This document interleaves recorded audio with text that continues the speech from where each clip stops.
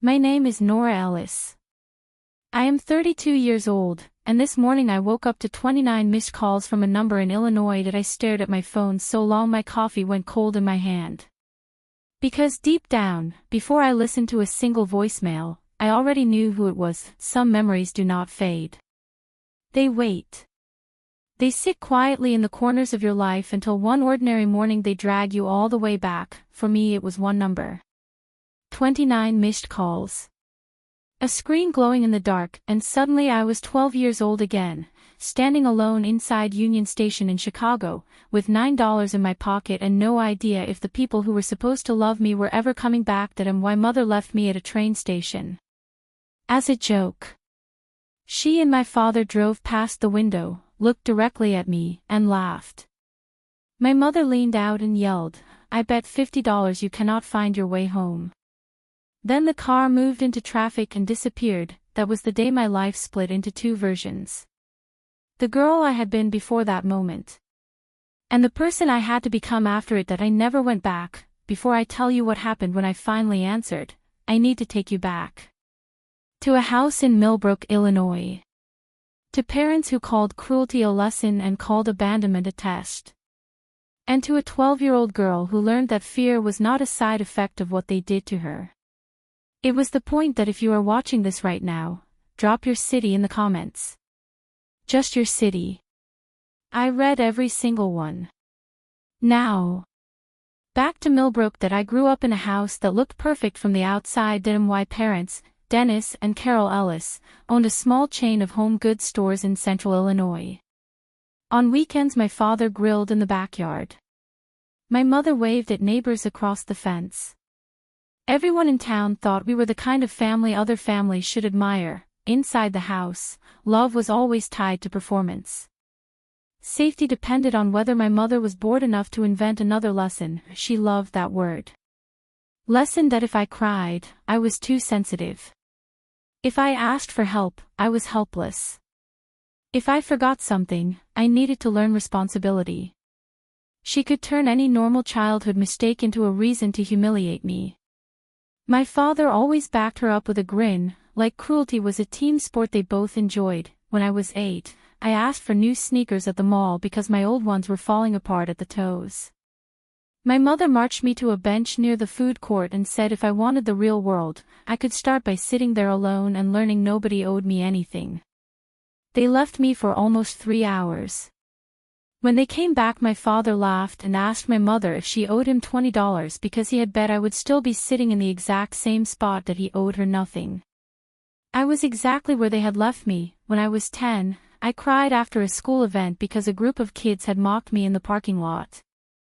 Instead of comforting me, my parents drove to the far end of the lot, told me to get out, and left me there after sunset. They came back an hour later with fast food for themselves and no apology for me. Why father found it hilarious. He said he had bet I would try to hitch a ride home. That was the pattern. Everything became a test. Everything became a joke at my expense. Everything became a way to prove the world was hard, as if they needed to harden it further. They never thought of themselves as cruel.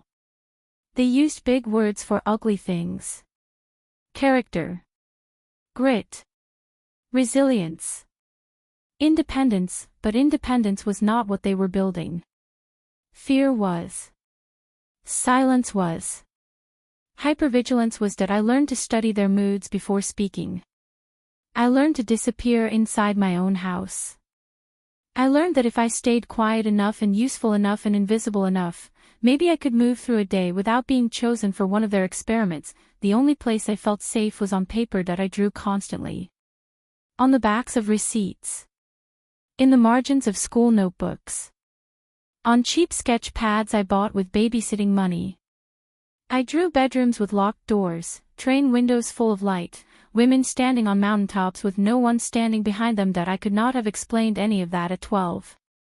I know now I was trying to draw my way out of my own life. The train station happened because of a B+, not in math. Not in science. In art. The one subject that made me feel alive. My mother held the report card like evidence of moral failure. She asked how a girl who spent so much time drawing could still manage to disappoint her in the one class she supposedly cared about, and why father said maybe I was getting lazy. That night I heard them in the kitchen. Their voices low, amused. My mother said I needed a lesson I would never forget. My father said he would bet money on it. The next morning they made pancakes. My father asked if I wanted orange juice. My mother said we were taking a day trip to Chicago, just the three of us. For one terrible, desperate second I thought maybe they were trying to reset something. Maybe the report card fight was over. Maybe this was the closest thing my family could manage to a fresh start that I should have known better. The whole drive from Millbrook to Chicago felt wrong. My father kept the radio loud and drummed on the steering wheel like a man in a great mood. My mother kept turning around from the passenger seat asking questions she already knew I would answer carefully. Did I think smart girls were ready for the real world? Did I think life would care whether I was scared?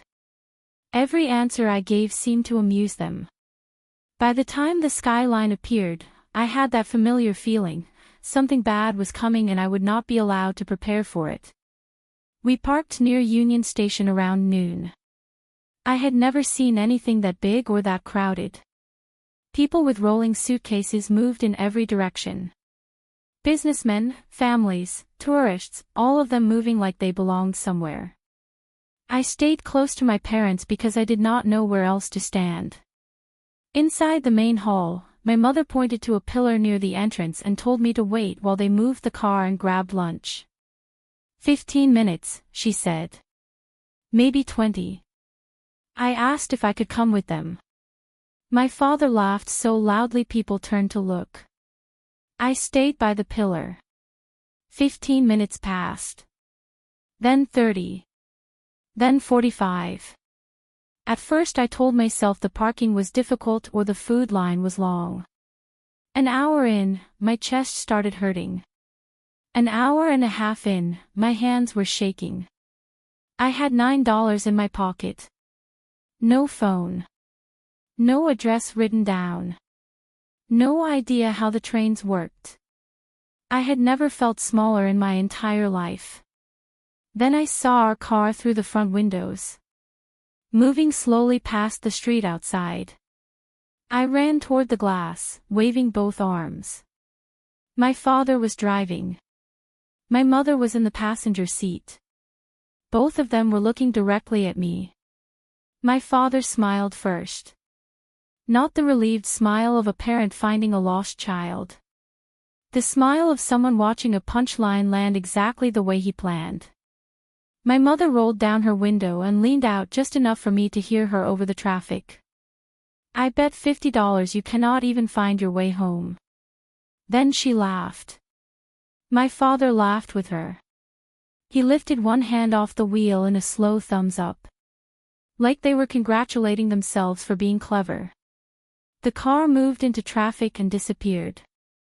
I stood frozen until a stranger brushed past me.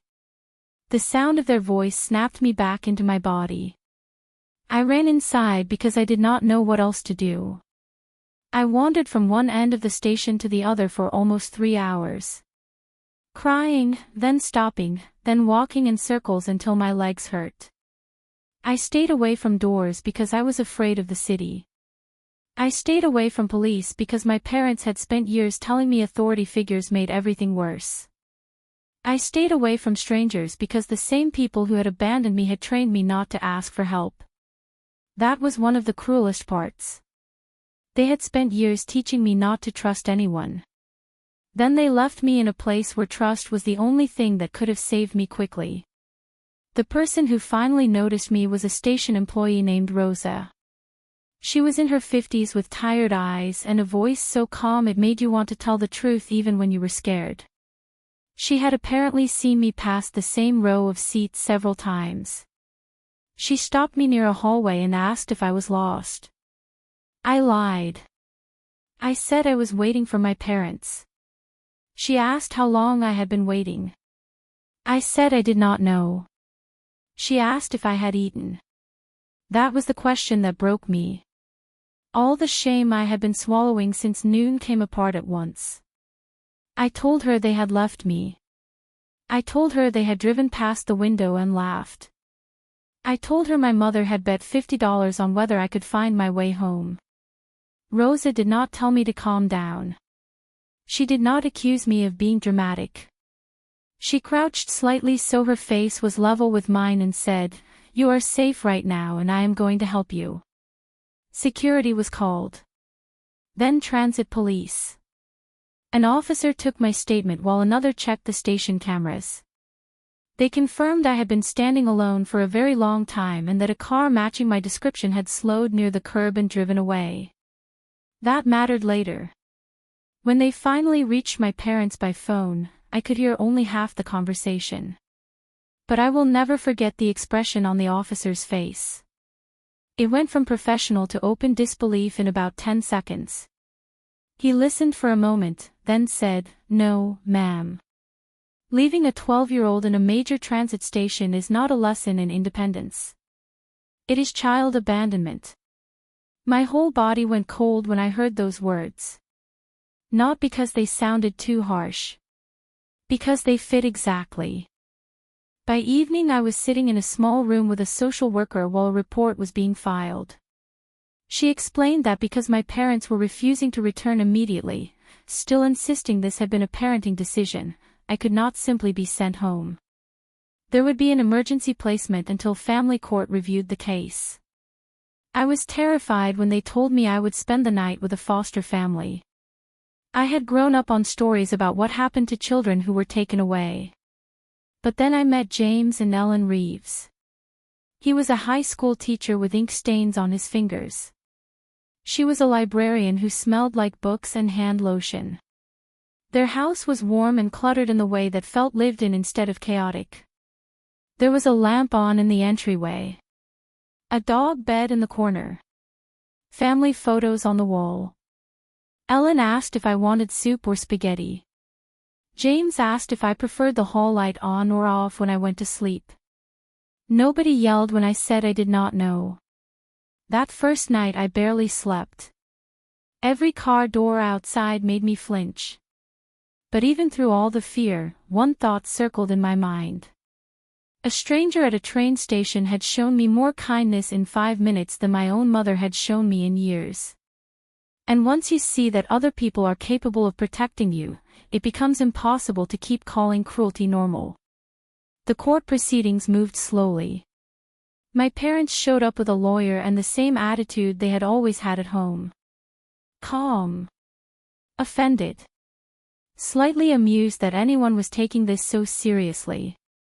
They did not deny leaving me at Union Station. They admitted it. They just insisted it had been controlled. Educational. Necessary. My mother actually used the word resilience. The court-appointed therapist's report described a pattern of emotional abuse, humiliation, neglect, and escalating endangerment. Those words were not mine. But hearing them out loud felt like oxygen entering a room that had been locked for years. When the judge asked if I wanted to return home while the court monitored the family, I said no. So quickly it seemed to surprise even me. My mother stared at me like I had slapped her. My father muttered something about ingratitude. The judge did not flinch. Then came the most important moment of the entire case. My parents were given a choice. Commit to a 2-year reunification program and do everything the court required. Or voluntarily surrender their parental rights. They chose surrender. My chest did not break in the courtroom the way you might imagine. It went strangely still. I had spent my entire life trying to be good enough to keep them from turning on me. And in the end, they gave me up rather than admit they were wrong. They did not lose me because the system took me. They handed me over to protect their pride. The Reeves family adopted me 18 months later. When I was asked if I wanted to change my name, I did not hesitate. The girl who had stood in a station with $9 in her pocket belonged to a different story. The person I was becoming belonged to this one. I changed my name. I kept the sketchbooks. I kept drawing. 20 years passed. I built a career as a graphic designer in Denver. I met a man named Daniel who listened without interrupting and held my hand across the table when I told him about Union Station and said, "That should never have happened to you." We built a life slowly and deliberately. Morning walks. Dinners with friends. Sunday calls with James and Ellen. I blocked every number that came from Illinois. Then one Tuesday morning, my phone lit up. 29 missed calls. The voicemail was not from my mother. It was from my younger sister, Mia, who I had not spoken to since she was a little girl in mismatched socks too young to understand why the air in our house always felt charged. She told me our mother had cancer. Our father had suffered a stroke. The stores were gone, not struggling, gone. A relative had posted about the train station incident on a community Facebook group after my mother left a comment on someone else's parenting post about how children today needed stronger discipline. That one comment opened every door. Old neighbors started talking. A former store employee described what my parents were like behind closed doors. Someone found the court brief. The image they had spent decades building collapsed in public fast and ugly. Customers stopped coming. Church friends went quiet. The house was gone. The stores were gone. My sisters said they wanted me to come back. Not because they had changed. Because they were out of options and terrified of dying alone. I asked Mia why she was calling. She said, "Because I wanted you to hear it from someone who is not lying to you." She had requested the court records herself after becoming a mother. Reading them, she said, felt like being hit by something she could not name. I flew into Chicago 2 weeks later and drove to the hospital where my mother was receiving treatment. The room smelled like disinfectant and old fear. My father looked smaller than I remembered. Illness had finally stripped him down to the ordinary man beneath the performance. My mother still had that arranged face, as if dignity were something she could apply like lipstick even now. Nobody spoke first. Then my mother started crying. The kind built to pull focus. She said my old name. I corrected her once. Nora. My father said they had made mistakes. Mistakes. The same cowardly word people use when the truth is too ugly to say directly. I told them no. A mistake is missing an exit. A mistake is forgetting milk at the store. What they did was deliberate. They left a 12-year-old girl in a train station in a city she had never navigated alone. They laughed while she panicked. They drove away while she ran toward the glass waving both arms. My father started to speak. I did not come all that way to hear another defense dressed in softer language. I told them they had turned my fear into a game. The reason they were sitting there now, without a business, without a house, without either daughter beside them, was because games end. People find out. Children grow up. Truth catches up even in small towns that think silence can bury anything. My mother asked if I could forgive them. I told her forgiveness was not a debt I owed to people who only came looking for me when their lives fell apart. Then I said the sentence I had been carrying in some form since I was 12 years old, standing by a pillar in Union Station with $9 in my pocket and no idea if I was going to be okay. You bet $50 on whether I could find my way home. I did. I just did not come back to yours. They both cried. For once their tears did not move me. I was not cruel. I did not yell. I did not perform. Revenge, when it finally came, did not feel loud. It felt cold. Clear. Exact. I walked out after 19 minutes. In the parking lot the air felt bright and thin. My hands were shaking, not from regret but from the strange release that comes when something haunting you finally has a shape you can leave behind. On the flight home I thought about the girl at the station. The one who had believed being abandoned meant being unwanted forever. She had been wrong. She was unwanted by two broken people who mistook cruelty for strength. But she was not unworthy of love. There is a difference. And learning it saved my life. If you have ever been left somewhere, physically, emotionally, in every way a person can be left, and had to find your own way home, leave one word in the comments. Just one. I read every single one. And if this story reminded you that walking away from people who hurt you is not bitterness, sometimes it is the most honest thing you will ever do, share it with someone who needs to hear that today. Subscribe. The next story is already waiting.